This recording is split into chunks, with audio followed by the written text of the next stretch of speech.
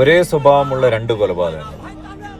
ഈ ആൾക്കൂട്ട കൊലപാതകം എന്ന് പറയുമ്പോൾ നമുക്ക് വലിയ പുത്തിരിയൊന്നുമില്ലല്ലേ.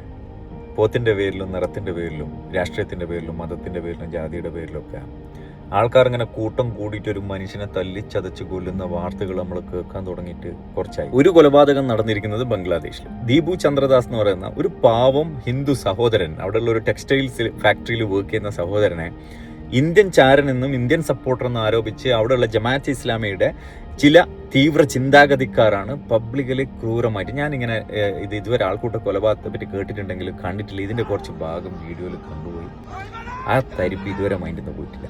അതേപോലത്തെ ഒരു സംഭവം കേരളത്തിൽ 100% സാക്ഷരത ഉണ്ട്. നമ്മൾ വീമ്പടിക്കുന്ന കേരളത്തിൽ ബംഗ്ലാദേശി എന്ന് ആരോപിച്ചിട്ട് RSSന്റെ ചില തീവ്ര ചിന്താഗതിക്കാർ അടിച്ചാൻ കൊന്നു. അദ്ദേഹത്തിന്റെ പോസ്റ്റ്മോർട്ടം റിപ്പോർട്ടിൽ ഇന്നർ ഓർഗൻസ് എല്ലാം ചതഞ്ഞു പോയിട്ടുണ്ട് എന്നാണ് പറയുന്നത്.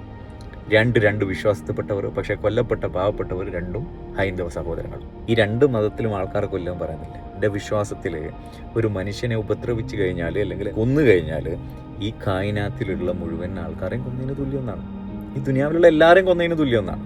അതുപോലെ തന്നെ ഞാൻ മനസ്സിലാക്കിയെടുത്തോളം ഹൈന്ദവതയിൽ അഹിംസ എന്നാണ് പറയുന്നത്. ഈ മതവിശ്വാസം എന്നൊക്കെ പറയുന്നത് ശൈത്താനിൽ നിന്നും ഒരു അകൽച്ച, നമ്മളെ ഹൃദയത്തെ ശുദ്ധിയാക്കാൻ വേണ്ടിയിട്ടുമാണ്. പക്ഷെ പിശാച് പോലും നമ്മളിൽ നിന്നും പലതും പഠിച്ചു പോകുന്ന തരത്തിലാണ് വിശ്വാസത്തിന്റെ പേരിൽ ആൾക്കാർ കാട്ടിക്കൂട്ടുന്നത്.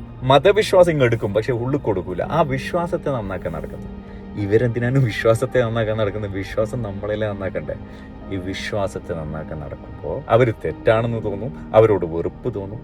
ആ വെറുപ്പ് തോന്നി തുടങ്ങിയാൽ മനസ്സിലാക്കിക്കോ, നീ നിന്റെ ഹൃദയം നന്നാക്കാനായി വിശ്വസിച്ച് നടക്കുന്നത് നിന്റെ ഉള്ളിൽ കയറിയിട്ടില്ല എന്ന്.